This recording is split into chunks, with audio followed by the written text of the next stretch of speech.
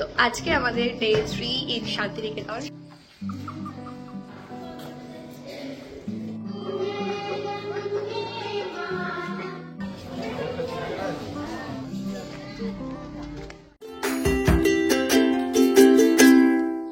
তো আমরা এখন যাচ্ছি ছাদে। রুমে দিয়েছিল চাটা, কিন্তু ভালো ছাদে যাই, কারণ আমার ছাদটা, আমার কেন সবারই ছাদটা খুব খুব খুব পছন্দ হয়েছে। দেখো কি সুন্দর ছাদটা, দারুণ ছাদটা। তো এখন আমরা ছাদের ভিউ এনজয় করতে করতে সকালের চা খাবো। এই হচ্ছে আমাদের চা। একটা বাচ্চা এসেছে, সে দুধ খাবে।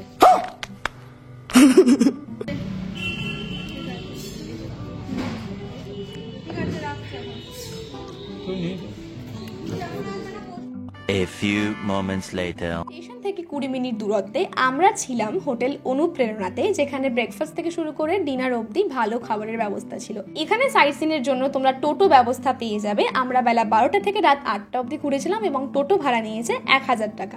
শান্তিনিকেতন একটি সবুজে ঘেরা জায়গা, যেখানেই তাকাবে শুধু গাছপালাই তোমরা দেখতে পাবে। আমার ভীষণই ভালো লেগেছে ওখানে গিয়ে। আর দেখো, ঘুরতে ঘুরতে পৌঁছে গেলাম আমরা পাঠশালাতে, যেখানে আজ অবধি সকালবেলাতে পড়াশোনা করানো হয় গাছের তলায় বসিয়ে। এরপর আমরা পৌঁছলাম কাঁচ মন্দিরে। আমি জানি না এখানে এন্ট্রি অ্যাভেলেবেল কিনা, তবে আমি তোমাদের বাইরে থেকেই দেখাচ্ছি, কারণ আমরা ভিতরে ঢুকতে পারিনি সেই সময়। বাইরেটা পুরোটাই কাঁচ দিয়ে তৈরি এবং দেখতে ভীষণই সুন্দর লাগছে জায়গাটা। এরপর আমরা পৌঁছে গেলাম বিশ্বভারতী মিউজিয়ামে, যেখানে রবীন্দ্রনাথ ঠাকুরের ব্যবহার করা বিভিন্ন জিনিস রয়েছে এবং সেগুলো দেখতে বেশ ভালো লাগছিল। এখানে জনপ্রতি ভাড়া 100 টাকা করে।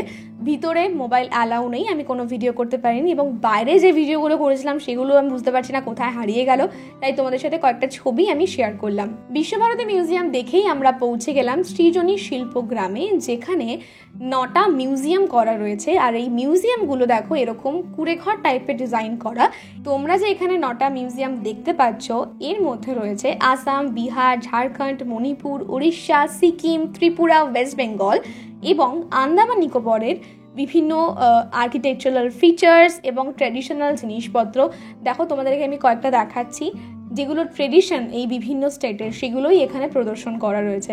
বেশ ভালো লাগলো জায়গাগুলো ঘুরে, বিশেষ করে এই মিউজিয়ামগুলো এত সুন্দরভাবে ডেকোরেট করা, ভীষণ ভালো লাগছিল দেখতে। তোমরা জানো এই জায়গাটা 26 বিঘা ল্যান্ডের ওপর তৈরি, আর এখানে বিভিন্ন ধরনের মেলা হয় এবং প্রত্যেক বছর প্রচুর প্রচুর মানুষ এখানে আসেন এই জায়গা উপভোগ করার জন্য।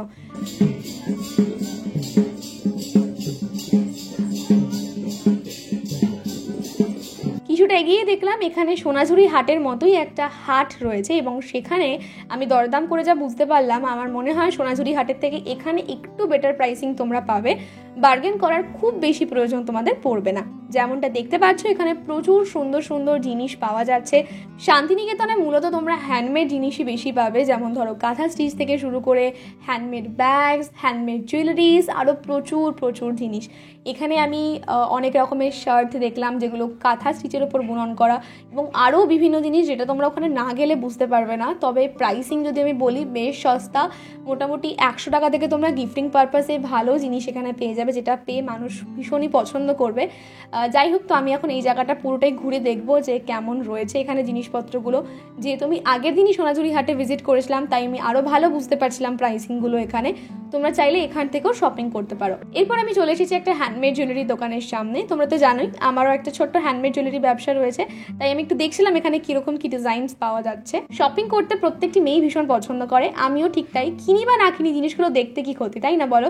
এখান থেকে আমি কয়েকটা জিনিস কিনেছিলাম, তোমাদের সেটা আমি পরে শেয়ার করব। তো যাই হোক, শিল্পগ্রামে প্রায় 1.5 থেকে 2 ঘন্টা ভিজিট করার পর আমরা এখন যাচ্ছি আমাদের নেক্সট লোকেশনে।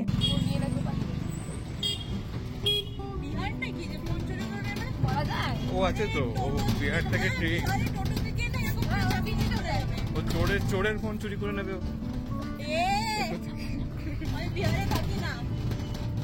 তুই প্রমোটেড হয়ে বিহার থেকে প্রমোশন পেয়ে তুই ছত্তিশগড় চলে।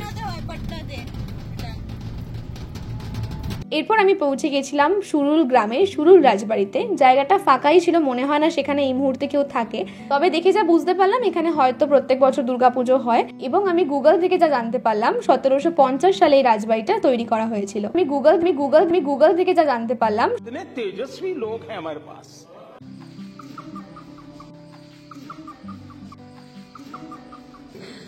আমরা এখন এসেছি সুরুল রাজবাড়ি। কি রাজবাড়ি? সুরুল। कौन है ये लोग? সকাল থেকে প্রায় অনেকক্ষণই আমরা ঘোরাঘুরি করছিলাম, তাই প্রচণ্ড খিদে পেয়ে যায়। সামনে আমরা একটা ডমিনোজে গেলাম খাবার দাবার খেতে, আর দেখতেই পাচ্ছ আমরা প্রত্যেকে এখন ভীষণ হাঙ্গরি, তাই তাড়াতাড়ি করে খাওয়া দাওয়া ফিনিশ করে আমরা এখন যাব কঙ্কালীতলা মন্দিরে। তোমরা যারা কঙ্কালীতলায় যাবে ভাবছো তারা বিকেলবেলার দিকে যেতে পারো, ওখানে 6টা থেকে গঙ্গা আরতি করা হয়, দেখতে ভীষণই ভালো লাগে সেই দৃশ্য, এবং সবসময় সেখানে পুজোর ব্যবস্থা রয়েছে, তাই খুব একটা অসুবিধা হবে না। আমরা এখানে এখন ডালা নিয়েছি এবং তারপরে আমরা যাচ্ছি কঙ্কালীতলা মায়ের মন্দিরে।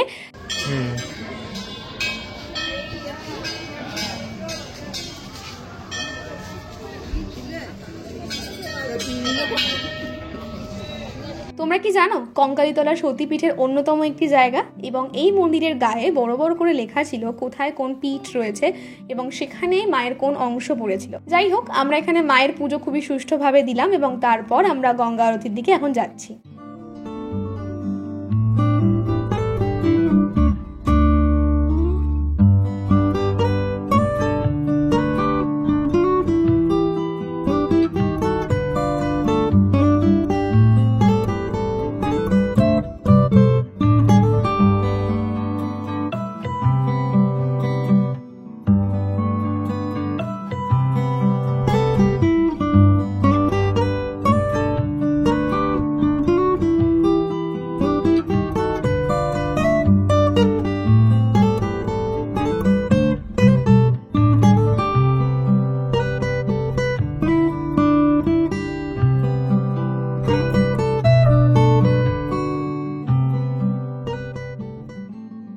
পর এখন আমরা সবাই মিলে এখানে একটু ফুচকা খাবো, কারণ আবারও আমাদের খিদে পেয়ে গেছিল আর অনেকদিন ফুচকা খাইও নি আমরা। रहा नहीं जाता तड़प ही ऐसी है ना। দেখো এখানে এখন সবাই ফুচকা খাচ্ছি আর তারপর আমরা গাড়ি করে আবার বেরিয়ে পড়বো হোটেলের উদ্দেশ্যে। যাই হোক, আমরা হোটেলে ফিরে এখন রাত্রিবেলা খাবো, আর আজকে আমাদের মেনুতে ছিল মাটন হান্ডি, যেটা খুবই টেস্টি হয়েছিল। The next day. আমাদের ঘোরা শেষ হয়ে গেল, 3 দিনের ঘোরা।